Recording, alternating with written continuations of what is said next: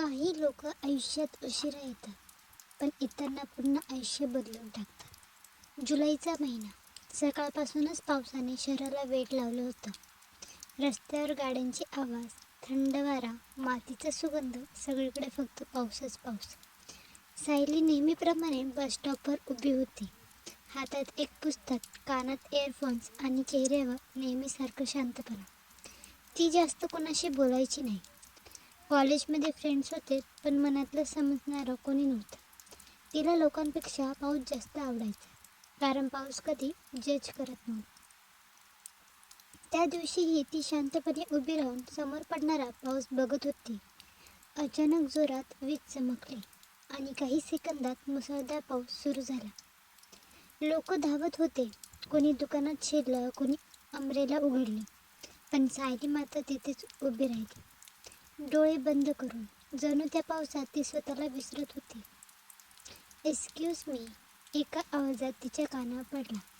तिने हळूच डोळे उघडले. समोर एक मुलगा अम्ब्रेला घेऊन उभा होता. काळा शर्ट, हलके मेसी हेअर, डोळ्यात कॉन्फिडन्स आणि चेहऱ्यावर खूपच क्यूट स्माईल. तो तिच्याकडे बघत होता. तिला भिजायची एवढी आवड आहे का? तो हसत म्हणाला. सायली 2 सेकंद काही बोललीच नाही. आवड नाही, सवय आहे. तो थोडा सरप्राईज झाला. Interesting answer. सायलीने नजर दुसरीकडे वळवली. तिला अनोळखी लोकांशी बोलायची सवय नव्हती, पण त्या मुलाच्या आवाजात काहीतरी वेगळं होतं, ज्यामुळे तिला ऑकवर्ड वाटत असूनही तिने जावंसं वाटत नव्हतं. वैसे रोज इथेच उभी असते का? त्यानं विचारलं. सायलीने भुवया उंचावल्या. इंटरव्ह्यू चालू आहे का माझा? तो हसू लागला. नाही, फक्त क्युरियोसिटी. सायली काही बोलणारच तितक्यात बस येताना दिसली.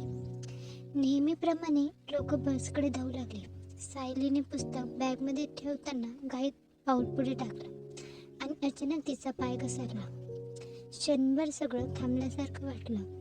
ती खाली पडणार तितक्यात कोणी तिचा हात पकडला घट्ट. सायलीने घाबरून समोर पाहिलं. तोच मुलगा. त्याचा एक हात अम्ब्रेलावर आणि दुसऱ्या हाताने त्याने सायलीला हात पकडला.